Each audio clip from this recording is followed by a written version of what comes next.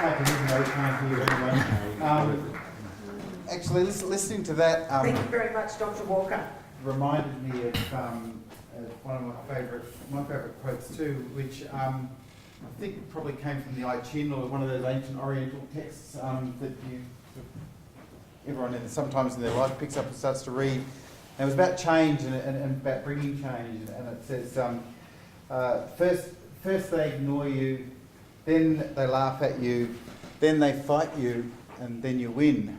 And I kind of, every time I think about that, I think about the climate change debate and kind of work out where we're at. And it was ignored for a long time, and then it was scoffed and laughed at, and now it's being actively fought against. So victory is imminent, quite clearly. So on that, I would like to introduce our next speaker, David Brennan. David Brennan has had a interesting and diverse career, and mostly in government. 10 years with DSE, working in wildlife compliance. I'm kind of curious to know how compliant you managed to get the wildlife, but also fire management, biodiversity, and actually presented to the Royal Commission on the Black Saturday bushfires, the causes of the Horsham fires, and that would have been an interesting and harrowing experience, I am sure. David Brennan is going to talk about that very interesting topic of integrated catchment management and the art and science of land and water management. So over to you, David. No worries. Thanks, Ross. Well, save your clapping to the end, then you can make a true judgment. I guess, first I'd just like to ponder the question, is integrated catchment management an art or a science? And it's an interesting question and observation, because when you're dealing with many people, particularly in integrated catchment management and agriculture and in life in general, some people say, well, I like to know the facts and figures, I like to chart the graphs. And then there's other people that will say, well, I'd like to paint the picture. I like to see where I am in the future. For agriculture, I know that there's risks of below average rainfall, but I'm planting my crop, so I'm walking through a 5-tonne wheat crop. So it's often a case that, is it the art or the science? I better turn this one on first. Yes. Integrated catchment management is essentially drilling down into ecosystems. And that's all it is. And an ecosystem has many interactions, and an ecosystem is at many different scales. And these ecosystems change every day. It's a part of evolution, and they will continue to change. And one of the most important factors in an ecosystem is ourselves. So with ecosystems, when we see change, and change often occurs naturally, or it also occurs through our presence, it's largely controlled by levers. Once again, these levers are people's decisions, their policies, their market forces. There are a number of external factors that result in the environment that we see before us. And with these changes, you essentially end up with winners and losers when you boil it down at the end of the day. And quite often, just because somebody's down, you don't know that they're out. So that what we're seeing there may be a loser at the moment, but in the future could be a winner. So I'll talk on a couple of areas that are well known to the Wimmera. One of them is corellas. So corellas have got an interesting history. Land use occurred. Their primary staple food was the native yam. The introduction of cropping, sheep for grazing, and rabbits basically decimated the corellas' food source. Their population plummeted. However, the corella was able to adapt and change its food source. It responded to the food that was available, being grains, cereals, and in some cases, legumes. And their population increased. It increased to a point where they then became a nuisance. And we often see this through the wildlife, whether it's kangaroos in certain places, other animals. And what happens is, what we see in our wildlife, in our ecosystems, and in our catchment is not a coincidence. A loser has been the orchids. That's the orchid there. It has a strong relationship with native vegetation. a lot of the native vegetation has been removed, so it makes it a little bit tough from the start. The challenge is that for this native orchid to grow, it needs a relationship with a fungi in the soil. So that makes it a little bit more complicated. Then for this orchid to pollinate, it needs a pollination to occur by a wasp. This wasp actually then needs this beetle to lay its larva. It drills into the actual wasp itself, lays the eggs of the wasp in the beetle, and then after a period of time, they essentially eat the beetle, and then more wasps occur. So the actual ecosystems at each level and for each system, and whether it's a weed, whether it's a bird, doesn't matter what it is, it's got its own ecosystem. The current thinking is, all right, we've got integrated catchment management. We need to make some decisions. It has always been about, well, if you've got to make these decisions, it's about thinking outside the square. I would argue that sustainable decision making is about thinking outside the earth. It's about putting yourself into a space where you can sit back and say, well, geez, that doesn't make sense. If you've got these resources, why would you use it in this manner? Who on earth was making those decisions? It's about just stepping back and just pretending you're not there.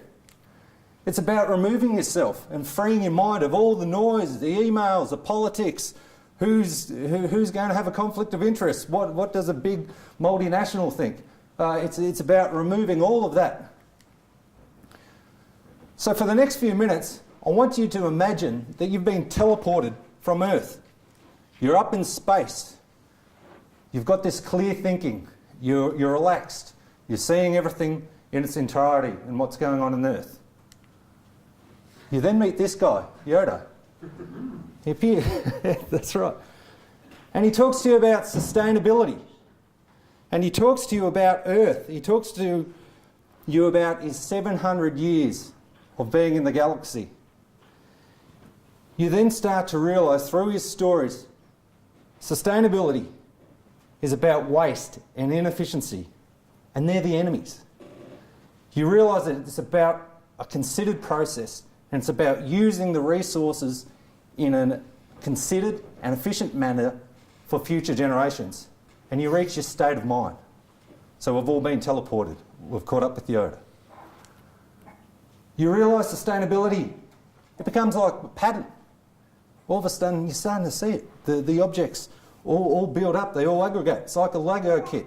You end up with a heap of pieces, you end up with something great. For a start, it's like a stereograph. You're saying all this noise, what's going on? But then after a while, when you look at it hard enough, you can see a pattern, and the art and the processes and everything starts to emerge. You realise that science and technology is going to be the key, and that is what's going to take us to that next level, our organisation to that next space where they talk about transformational. I mean, it's going to happen through science and technology. So you come back to Earth. You've got this new state of mind. 3 issues you're dealing with. The first one is food and population. The question, are we going to be able to feed 7 billion people? You start doing some of the facts. You start doing some of the investigation. And you realise that in America, over 40% of the food that is consumed is waste, goes in the bin. It's not too different to Australia. I think we're around about 30%. You realise that this cost itself is over $100 billion a year. You find out there's some further information that the annual waste between the US and the UK per year could lift more than 1 billion people out of hunger. You scratch your head and you think, well, geez, is there really the need to increase the food, provide enough food for 7 billion people when we're throwing so much in the bin? It starts, you can say, well, geez, this doesn't make sense. You look at some of the specifications that's required of our food these days. If it doesn't meet specification, it just lies there. It's rotted, it's wasted. The contradiction is there's people in the world that are starving and that there's food that's edible rotting. I mean, It's across a number of different industries, and it occurs. And the other thing that you soon realise is this inefficiency here that we're seeing. There's been lots of resources and inputs to actually create that. So you ask yourself, are we looking at food supply in the right manner? We have some of these technologies now that are proven, they've been in existence. Why can't we set these sort of processes up right throughout the world and say, rightio, we're going to deal with food security. We're going to have a series of glass houses right around the world and cross it off our to-do list. And it really comes down to, well, what is the question? Is it that our transport system cannot move the food from one place to another? Is it that currently with food there isn't enough profit in it for the farmers, so then they can't reinvest in new technology? Is it a political will? I'm not going into necessarily conspiracy theories, but you've got to ask yourself, when this technology is available, it is proven, why wouldn't we just roll it out right across the world? You then go into the area of energy as one of your big three issues. And you know that there's new technology, emerging technology. We haven't even touched on the likes of hydrogen, which I personally think will revolutionise the world in the future. And you ask yourself, with the coal and our oils and that we're using now, which is fine because, yeah, we need energy, but would we and should we be using those resources now when we have other technologies? Wouldn't we want to save them for a rainy day, have them up our sleeve? And you ask yourself those sort of questions. But one of the most fascinating ones is threatened species, because I think it really gives us an insight to society. In threatened species, they're essentially walking on a tightrope. And you often hear of threatened species, endangered species, and there is a wide spectrum. And essentially, when you're talking about even vulnerable these days, they're still on a tightrope. However, you notice with this guy, there's no safety rope. And essentially, vulnerable, yeah, the guy's probably wearing a helmet and got some floaty devices if he's walking over a river. But with the most endangered, once they reach that tipping point and somebody's on that lever, you can lose them basically off the face of the planet. Our frustration with threatened species is you realise there is so much good intention. A number of people want to do the right thing. They talk about recovery programs, they talk about reintroducing bilbies, they talk about bandicoots. However, when you think about it and do the maths, each night we've still got foxes, dogs, feral cats eating the population of our threatened species. Essentially, we're asleep at the wheel, and we almost accept it. And you say, well, we know that these predatory animals are a problem. Why don't we do something about it? Now, I'm not suggesting that this cat is going to be euthanized. But what I would like to think is at some stage, somebody would be looking at investing in biological control of a number of pest species, and then as a society, we would then look at vaccinating our animals so then these diseases can run a natural course. So then we get that balance back between domestic animals and threatened species, and just not domestic animals eating threatened species. As is being involved in catchment management, it's about decision making, and I think as a society we've got a real passion about assisting losers, helping them out, giving them a hand. And this is exactly what we're doing with the orchids at the moment. They are a loser. There's a lot of them on the endangered list right across the world. We have got the science and technology. We've had this science and technology for plant propagation for many years. We're now applying it to orchids. So it starts off in a petri dish, you actually grow it in a lab right through to that stage, and then you can actually introduce it. And here's an example of some of those orchids that we are now able to grow in the lab. This one's called a yellow lip orchid, and this is a tawny orchid. The point is, there's only 1,000 of these left in the world. In the lab, we're literally able to grow hundreds and thousands of them. Some of these orchid species, particularly in the Wimmera, we've got one where there's 4 left in the entire known world. We're at the Grains Innovation Park, we're just in the process of literally growing thousands of them. So we have got this technology where some of our greatest losers in the threatened species, when technology and science is applied, we can transform it. And I think this is almost what you call transformational change occurring right before us now. Another project that's been occurring in the Wimmera as well has been based upon the corellas, where the corella population has got to such a stage that they become a nuisance, and a number of people find creative ways. And it's interesting, well, your comment about being a compliance officer and how you manage some of these species, but that's a story for another day. All I can say is that through science we are getting a better and greater understanding of the relationship in an ecosystem between a predator and its prey. And so we've been doing some work with the full flight birds of, basically birds and reptiles in Melbourne, where we've got a process where they're able to actually grow chicks, and actually that's peregrine falcon. And the irony is this peregrine falcon's also listed as a threatened and endangered species, so you've got a double win here. And then this sort of knowledge of predator response is actually starting to be applied into wider organisations. So that's down at the MCG, and occasionally on a football night at the on the TV or down at Flemington Racecourse, you'll see where nuisance birds, being seagulls, which I are another winner that's occurring, that we're able to use some of these predator responses. I guess with this entire presentation and a lot of what we've talked about today is really underpinned by the hockey stick that we talk about, and that is global population. That's the rise in carbon. There's been plenty of comments on that. And I think the key point is there, we're here for a finite time, and time is on the essence.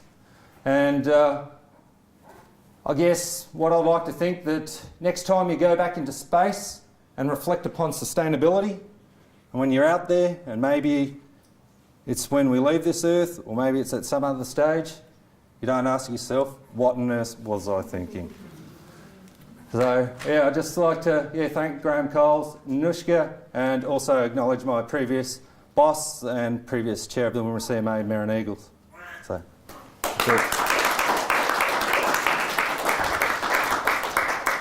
Hang around for a second, David. When you showed me that image of the cat as a pest because of the environmental damage they're doing, I couldn't help thinking about, gee, what happens if someone euthanized the biggest pest to Earth? Because that would be us.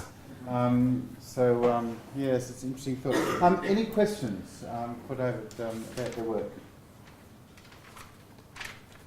If I can, not a question, but just a statement. Sure. I mean, I work with the threatened species unit of from Bendigo with Shirley Whitfield, and we do the orchid surveys. And with global warming, it's all right to say there's only 4 of these left on the planet, but at the moment it's my belief that they're all threatened, regardless of what species of orchid or other plant they are, or flora or fauna, because they're all heading that way.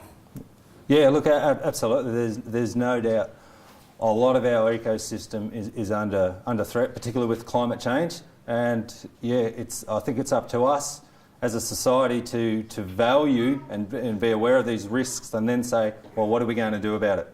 And I mean, I'd love it if we're in the position where we didn't have to grow orchids in a lab and then reintroduce them. However, that's the unfortunate place that we're in at the moment. Thank you very much. That was an excellent presentation. I'm not sure whether anyone saw the Four Corners episode on Monday night about koalas and the fact that it's on the threatened species list. I'm just wondering whether you can provide a comment about that. I mean, you think about the koala and how iconic it is and how cute and cuddly, and you're all tourists wanting to have photos with it. And you know, there hasn't really been much rage or response, I think, my feeling is, from that episode, but I'm just wondering how can we sort of incite that, or, you know, if we can't save the koala, it's hard to think an orchid as beautiful as that can be saved as well. Also, just to add to that,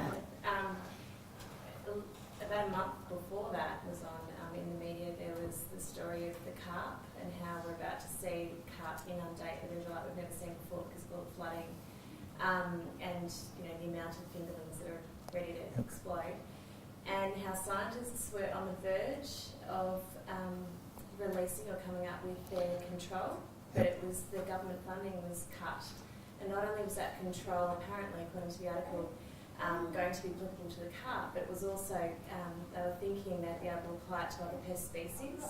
And now the government funding's gone, and we're on the verge of, who knows, with carp. Can I paraphrase both those questions? Ask the questions: how do you make decisions about whether or not you invest resources into restoration of an orchid species, managing the threat to koalas, or managing the threat to river systems by overpopulation of carp? How do you kind of weigh those things up? Yeah, look, it is a really difficult one, and I guess at the end of the day it comes down to almost a risk matrix and which one's the highest priority, and almost on a triage basis.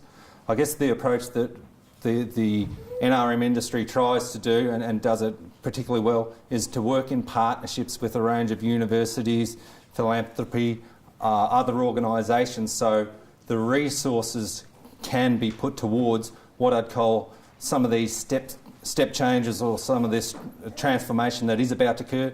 Because like with the carp and a number of other species, we are on the verge of making some big gains.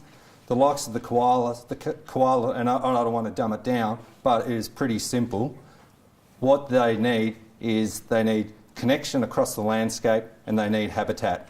And what we've got particularly, and I can speak in Victoria with a degree of authority, is that the populations that we've had in Victoria, there's just been essentially patches of bush where the koalas have just basically overeaten, and yeah, there's some sexually transmitted disease because of high numbers. What we need to do, and part of integrated catchment management, is ensuring then there's these biodiversity corridors that the koala populations can move around the landscape safely, so then we can make sure that we have the koalas for the future generation. So it's all about planning. We have the technology, we know what they need, which is trees and habitat. It shouldn't be too hard to actually get something happening. And that's where I guess we've got to be really strategic and work as a community to say, well, hang on, enough's enough. We need to make sure that these koalas are part of the picture, so using that art into the future. We want them. And yeah, just work together with as many people as we can. Look, I hope you can all come up and have a look at one of the last 1,000 of that species. It's funny, I was having a little peek at it behind there. I thought, wow, what a beautiful looking plant, having no idea of its significance. So David, you've also been recognised for your work with the long-billed corella as well, so I want to thank David very much for his time today. He was bursting to get off the stage.